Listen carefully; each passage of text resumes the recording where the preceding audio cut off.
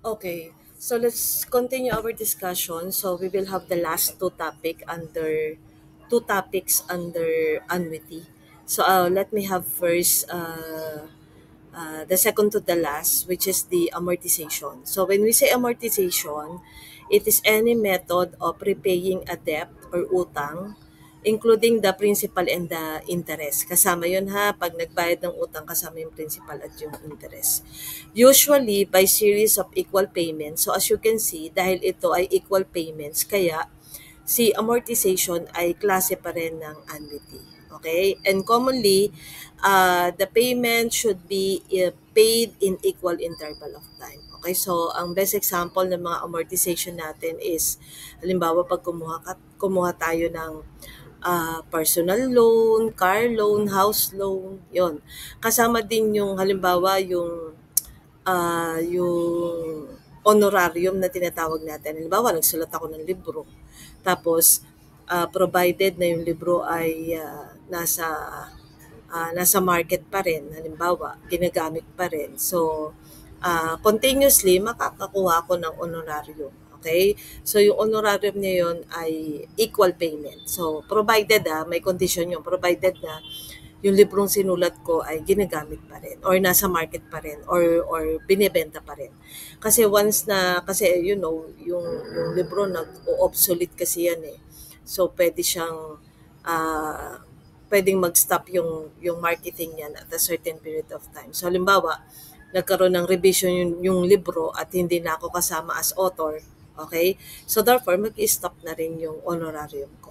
Okay? Pero provided na kasama ako as author, provided na kumikita yung libro, so makaka-receive ako ng honorarium. So, yung honorarium na yon, sample yon ng amortization na tinatawag natin. Okay? So, I will give you two examples for amortization. So, let's have the first example. So, let's say a debt of 10,000 with an interest rate of 10% compounded quarterly is to be amortized by equal quarterly payments over the next 2 years. Okay? And the first due in 3 months. So, halimbawa, kinuha mo yung pera ng January, March ka pa unang maghuhulog. Okay? Hindi ito hindi ito buy now, pay later. Okay? Iba kasi yung concept ng buy now, pay later. Ito, parang ganun din, parang buy now, pay later, pero amortization ito kasi parang equal pa rin yung payments na mangyayari. Okay? So, find the quarterly payment and construct an amortization schedule. So, hindi natin magagawa yung amortization schedule kung wala tayong value nung annuity natin. Okay, kasi yun yung parang pinaka magiging base ng amortization schedule natin. So una, gawa tayo ng cash flow diagram. Ito yung cash flow diagram natin ha. So dahil nga ang sabi ay every 3 months ang payment, kaya ang ginawa kong label ng cash flow diagram natin is by 3. So we have 3, 6, 9, so on and so forth. Hanggang makumpleto mo yung 24 months. Bakit 24 months? Kasi babayaran mo siya ng 2 years, 2 taon. Okay? So, therefore, as you can see, dito, bago mag 3, syempre, obviously, meron tayong 1, 2, then first month, second month. Then, pagdating ng third month, dun ka palang mag-start mag-pay ng equal amount, ng amortization mo. So, yung equal amount natin na yan yung annuity natin. So, dito sa tanong na to, annuity ang hahanapin natin. Okay? So, knowing na meron tayong principal na 10,000 pesos. Okay? Ano ito? Point of view ni borrower. Ayan ha, kasi 'di ba si principal, kung ikaw yung nangutang, papasok sa iyo 'yan. Then ikaw yung magbabayad. So yung equal payment mo every 3 months lalabas sa iyo. Kaya pababa si annuity, pataas si principal. Then sabi, meron tayong interest rate na 10%. Ayan. So, kapag sa amortization class, kukunin nyo muna yung interest na gagamitin nyo sa pag-solve ng problem by using nominal rate. Okay? Kasi yung binigay dito, kaya siya interest rate, rate pa lang yan. Kaya hanapin pa talaga natin yung interest na ipapatong dun sa perang hiniram mo. Okay? So again, we will use the nominal rate formula and that is R over M. Kung natatandaan nyo pa, di ba? Tapos, itong rate dito, ayan, yung 10% mismo ang gagamitin nyo. Then, di-divide nyo sa 4. Bakit 4? Kasi, yung 10% compounded quarterly. Kaya, di ba, 3, 6, 9, 12. So, 4 sa isang taon. Kaya 4 yung ating M dito. Ayan, siguro naman natatandaan nyo pa to. Okay? So, 10% divided by 4 will give you 2.5%. Then, itong 2.5%, yan na mismo yung interest nung pera na gagamitin mo. Okay? Na hiniram mo. Okay? So, 2.5% will be equal to 0.025. Ayan, okay? Tapos, ang mangyayari dito, ang gagamitin yung formula, walang sariling formula si amortization. Hindi katulad nila deferred annuity. Di ba? Meron silang sariling formula. Dito, yung mga formula lang natin for ordinary annuity ang gagamitin natin. So, recall nyo na lang, tignan nyo na lang dun sa mga handouts natin, yung mga formula natin for ordinary annuity. So, itong formula na to, computing annuity given present worth. Ayan, kung natatandaan nyo pa. So, therefore, meron ka dapat value ni principal, meron ka dapat value ni I, meron ka dapat value ni N. Yung I natin dito, ito, yung na-compute natin. Ayan, yung 2.5%. Tapos, ang P natin, binanggit naman sa problem kung magkano yung inutang mo, which is 10,000. Tapos, yung N natin, di bali, that is equal to 8. Bakit naging 8? Kasi 'di ba, babayaran mo yung utang ng 2 taon. So that is 12 plus 12, 24 months, 'di ba? Tapos ang payment mo mangyayari every 3 months, 'di ba? Kaya ang mangyayari dito, 24 divided by 3 will give you 8. So meaning meron kang 8 periods. Okay? Meron kang 8 period para mabayaran yung utang mo. Kaya ang N mo dito is 8. Ayan ha. So, ano nyo lang, substitute nyo lang yung mga values. Ayan. So, 1 minus quantity 1 plus 0.025 raised to negative 8 divided by 0.025, that is 7.17. Tapos si annuity kasi siya yung hinahanap natin, 'di ba? Tapos divide both side lang, 'di ba? By 7.17, makukuha na natin yung annuity natin. So therefore, magbabayad ka ng 1,394.70 kada 3 buwan sa loob ng 2 taon in order for you to pay your debt. Okay? Para mabayaran mo yung utang mo na 10,000 kasama yung interest na ibinigay sa iyo ng bangko. Ayan, okay? Ngayon, paano gumawa ng amortization schedule? Ito siya. Iti-table nyo siya. Okay? Dito, sa period, ayan, pwede ilagay nyo dito yung months if you wanted to. So, 3, 6, 9, 12, 15, 18, 21, 24 para makumpleto mo yung 2 years. Ito kasi ang ginamit dito yung period. Ito yan yung nakuha natin kanina. Ito yung 8. Okay, ibig sabihin, kada isang period, it represents 3 months. Ayan ha. Tapos, syempre, sa paggawa ng amortization schedule, wala itong laman. Yan, kayo lahat ang maglalagay niyan. Okay? So, dito sa una, sa first period, ilalagay nyo kung magkano yung inutang nyo. Diba, ang principal natin kanina is 10,000. Tapos, sa second column, nalagay nyo yung interest due at end period. Ano yung interest natin kanina? Yung 2.5%. Ito. Yan yun ha. So, therefore, kunin nyo yung 2.5% ng 10,000 and that is 250. Okay? Sa third column, lalagay nyo yung payment or yung annuity. Yung annuity, yan yung na-compute nyo kanina. Ito. Ayan, okay? Dito mga anak, kung ano yung value nyo sa first period, yun na lahat yung value nyo sa buong table nyo. Kaya mula sa first period hanggang sa 8th period, kung mapapansin niyo, isa lang yung value na nakikita nyo. So, ibig sabihin, diba, base sa computation natin kanina, ito yung babayaran mo every 3 months. Ayan. Tapos, yung 4th period, okay, ang gagawin nyo dyan, yung sagot nyo dito sa third column, minus nyo yung sagot nyo dito sa second column. Yun yung magiging sagot nyo dito sa fourth column. Kung makikita ninyo, nilagay na dyan sa taas yung formula na gagamitin ninyo. Okay? So, ulit ha, yung unang-una, lagay nyo yung principal natin. Yung principal kung magkano yung inutang. So, that is 10,000. Yung second column, okay, yung interest due at end of period, kunin nyo yung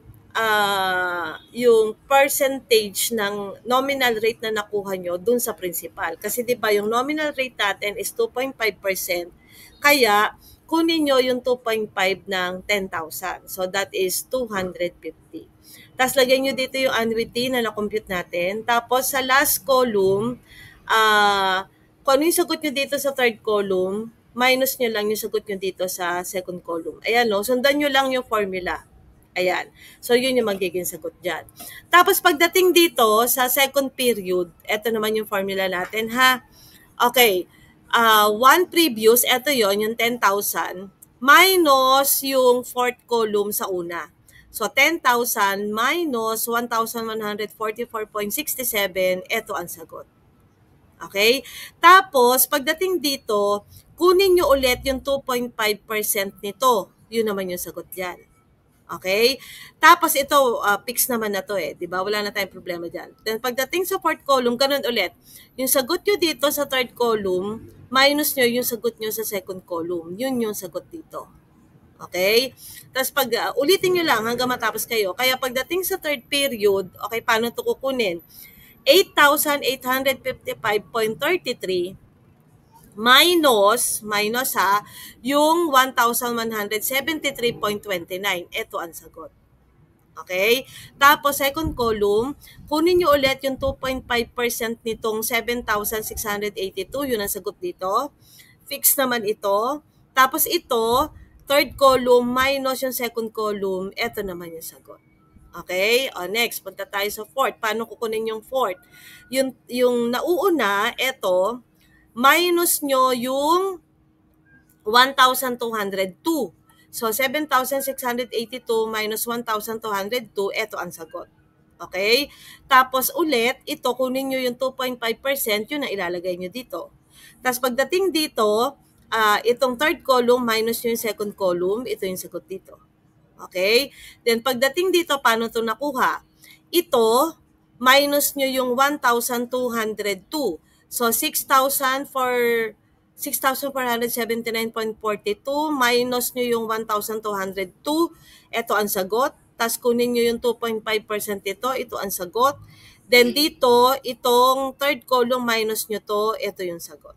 Okay, then, so on and so forth. Ganun lang siya kasimple, ha? Ulit.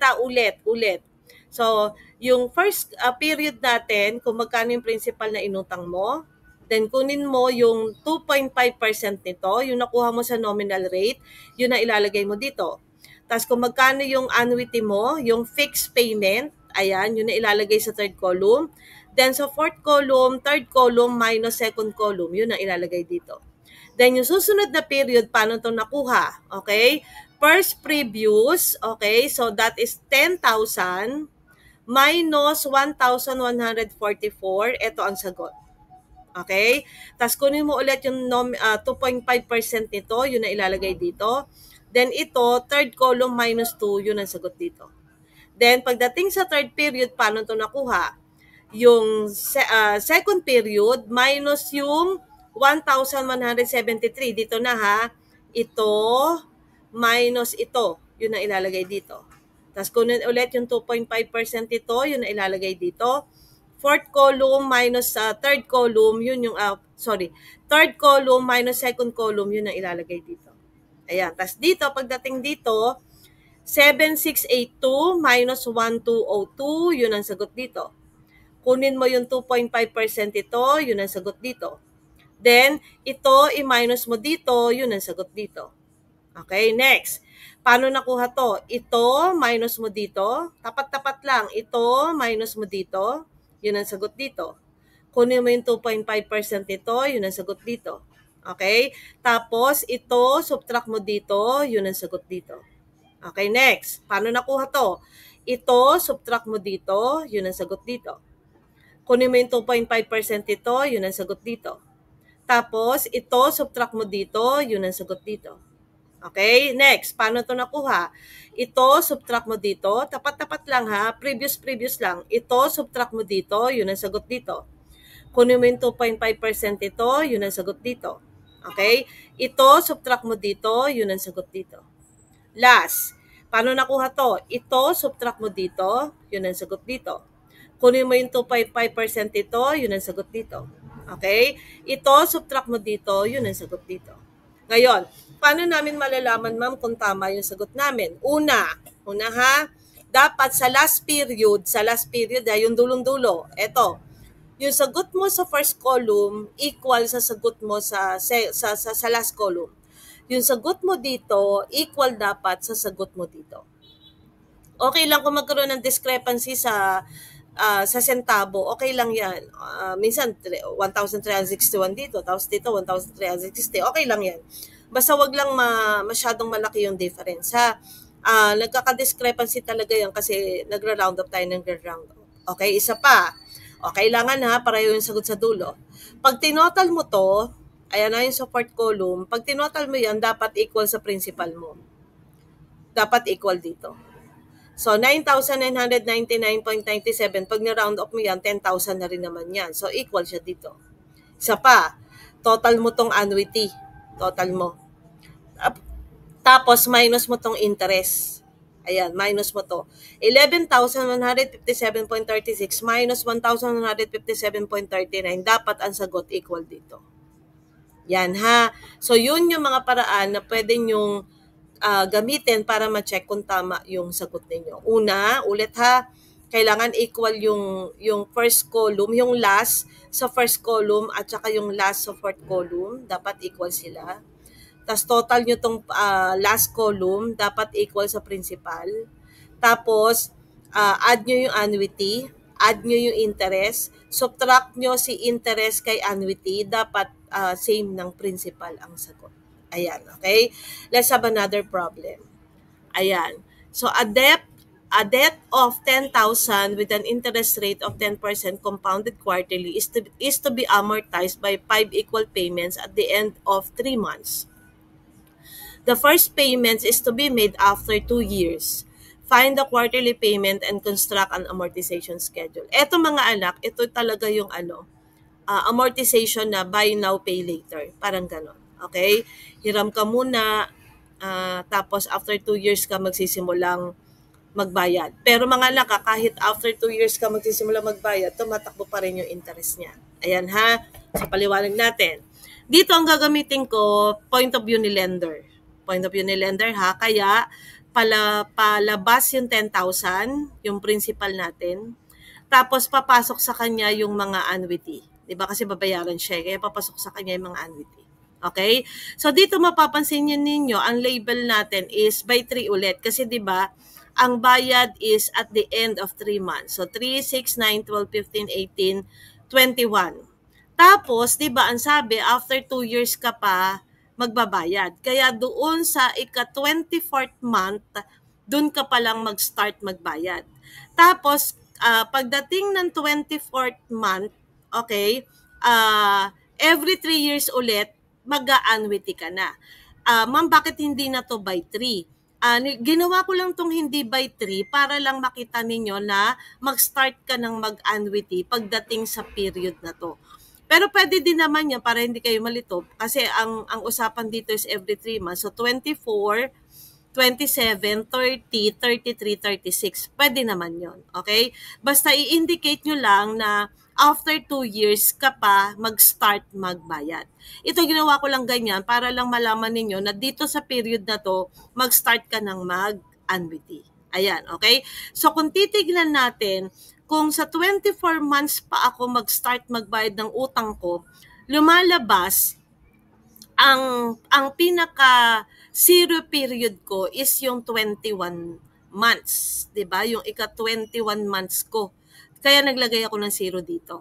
Okay? So in this case tatakbo na yung interest dito, pero mag-start ka pang magbayad pagkatapos ng 2 taon.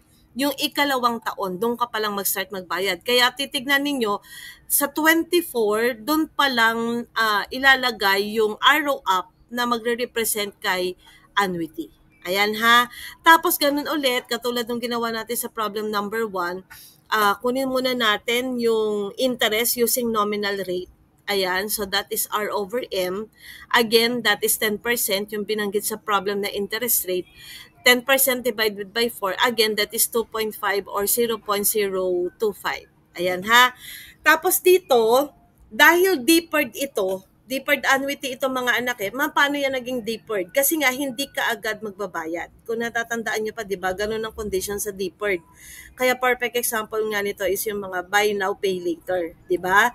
Okay, so using the formula for deferred annuity, tignan nyo na lang ulit yung notes ninyo, makikita nyo ito doon. Ha? Sa notes ninyo sa deferred annuity. Ayan. So, ito yung formula na gagamitin natin. This is formula in computing annuity given the present work.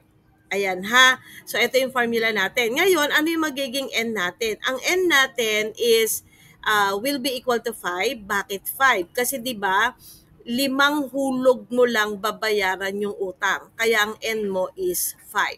Okay? Ngayon, saan nanggaling si M na 7? Kasi di ba dito, bibilang ka 1, 2, 3, 4, 5, 6, 7. Di ba? Bago ka pa magbabayad. Kasi di ba lalabas yung 7th period natin, ito yung pinaka magiging zero mark nung ating cash flow diagram. So mula dito sa kinuha mo yung pera, bilang ka lang 1, 2, 3, 4, 5, 6, 7, doon manggagaling yung value ng M mo. Ayan ha, ulitin ni ma'am ha, saan nanggaling yung N? Doon sa kung ilan yung hulog na gagawin mo. Kung ilan yung annuity mo, 1, 2, 3, 4, 5, kaya 5. Saan nanggaling yung 7 sa M? 1, 2, 3, 4, 5, 6, 7. Ibig sabihin, lilipas pa ang 7th period bago ka mag-start maghulog. Sa ika-8th period, doon ka pa lang mag-start maghulog. Ayan ha. Okay, so substitute nyo lang yung values. So ito, pag kinuha nyo yung value nito, that is 4.646. Gumamit ako ng 3 decimal places.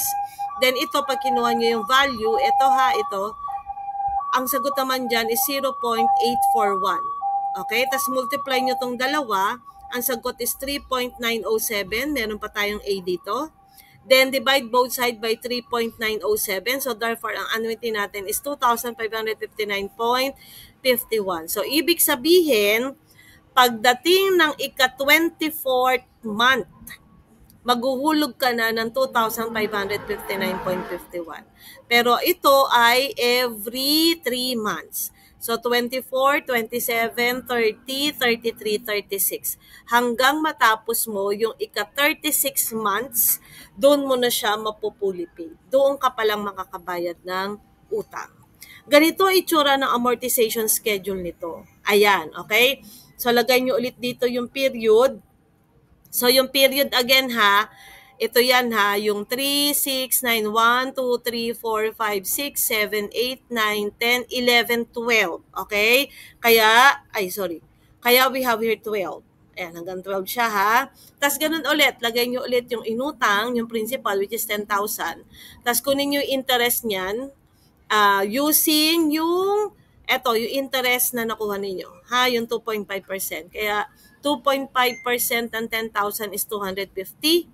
Okay? Tapos, 10,000, 250, paano ito nakuha? 10,000 plus 250, ito siya.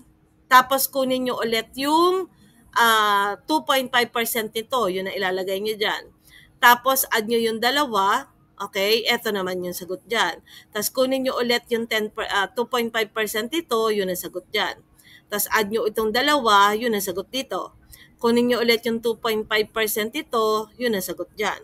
Okay? Tapos, add nyo itong dalawa, yun ang sagot dito. Kunin nyo ulit yung 2.5% ito, yun ang sagot dito. Tapos, add nyo ulit yung dalawa, yun ang sagot dito. Kunin nyo ulit yung 2.5% ito, yun ang sagot dito. Add nyo ulit yung dalawa, yun ang sagot dito. Kunin nyo ulit yung 2.5% dito, yun ang sagot dito. Add nyo ulit yung dalawa, okay? Yun ang sagot dito. Tapos kunin nyo ulit yung 2.5% dito, yun ang sagot dito. Pero dito, dahil mag-start ka ng magbayad, 'di ba? Mababawasan na yung outstanding principal mo. Kung mapapansin nyo dito, nadadagdagan. 'Di ba? Bakit? Hindi ka pa kasi nagbabayad eh. Kaya madadagdag yung tubo diyan. Kaya 'di ba? Add mo to, yun ang sagot dito. Add mo to, yun ang sagot dito. Add mo to, yun ang sagot dito. Add mo to, yun ang sagot dito. Add mo to, yun ang sagot dito. Add mo to, yun ang sagot dito. Add mo to, yun ang sagot dito. Okay? Pero kung mapapansin niyo pagdating sa 9th period, lumiliit na siya. 'Di ba? 9th period, 10th, 11 at saka 12. Bakit? Kasi nag-start ka ng magbayad. Okay? Kaya gamitin ulit natin yung ginawa natin kanina ha. So pagdating dito sa 8th period, yung outstanding principal sa 7th period, add nyo yung interest sa 7th period, yun ang sagot dito. Tapos kunin nyo ulit yung 2.5% nito, yun ang sagot dito. Okay? Tapos lagay nyo dito yung annuity na nakuha natin kanina. Ayan ha, yung na-solve natin kanina. Ayan. Tapos, ganun ulit. Third column minus yung second column, yun ang sagot dito. Okay? Tapos, pagdating dito, one previous minus fourth previous. Ito, minus nyo to, yun ang sagot dito. Kunin nyo ulit yung 2.5% ito, yun ang sagot dito. Ito, subtract nyo to, yun ang sagot dito. Next, paano to nakuha? Ito, subtract nyo to, yun ang sagot dito. Kunin nyo ulit yung 2.5% ito, yun ang sagot dito. Ito, subtract nyo dito, yun ang sagot dito. Next, ito, subtract nyo to, yun ang sagot dito. Kunin nyo yung 2.5% nito, yun ang sagot dito. Ito, subtract nyo to, yun ang sagot dito. Ulit. Last, ito, subtract nyo to, yun ang sagot dito. Kunin nyo yung 2.5% ito, yun ang sagot dito. Ito, subtract nyo to, yun ang sagot dito. Ulit ha, ulit tayo. Okay, dahil nga ito ay deferred annuity, di ba, hindi agad magbabayad, sulat nyo sa unang period yung principal kung magkano yung inutang. Kunin nyo yung 2.5% nito, yun ang sagot dito. Add nyo tong dalawa, yun ang sagot dito. Kunin nyo yung 2.5% nito, yun ang sagot dito. Add nyo to, yun ang sagot dito. Kunin nyo yung 2.5% nito, yun ang sagot dito. Add nyo to, yun ang sagot dito. Kunin nyo yung 2.5% nito, yun ang sagot dito. Add nyo tong dalawa, yun ang sagot dito.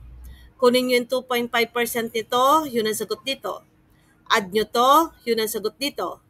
Kunin nyo yung 2.5% nito, yun ang sagot dito. Add nyo to, yun ang sagot dito. Kunin nyo yung 2.5% nito, yun ang sagot dito. Tapos add nyo to, yun ang sagot dito. Kunin nyo yung 2.5% nito, yun ang sagot dito. Tapos sulat nyo dito yung annuity, yung na-compute natin kanina. Okay? Ito, minus nyo to, yun ang sagot dito. Next. Ito, minus nyo yung nasa dulo. Tapat-tapat lang ha, tapat-tapat lang. Ito, minus nyo yung nasa dulo, yun ang sagot dito. Kunin nyo yung 2.5% dito, yun ang sagot dito. Ito, minus nyo to, yun ang sagot dito. Next. Ito, minus nyo to, yun ang sagot dito. Kunin nyo yung 2.5% dito, yun ang sagot dito. Ito, minus nyo dito, yun ang sagot dito. Ito, subtract nyo to, yun ang sagot dito. Kunin nyo yung 2.5% dito, yun ang sagot dito. Ito, subtract nyo to, yun ang sagot dito. Ito, subtract nyo to, yun ang sagot dito. Kunin nyo yung 2.5% dito, yun ang sagot dito. Ito, subtract nyo to, yun ang sagot dito. Okay? Again, check natin kung tama yung sagot natin. Okay? So, this is, pag inad nyo to, that is 11,866.86. Okay? Saan yan equal? Dito. Okay?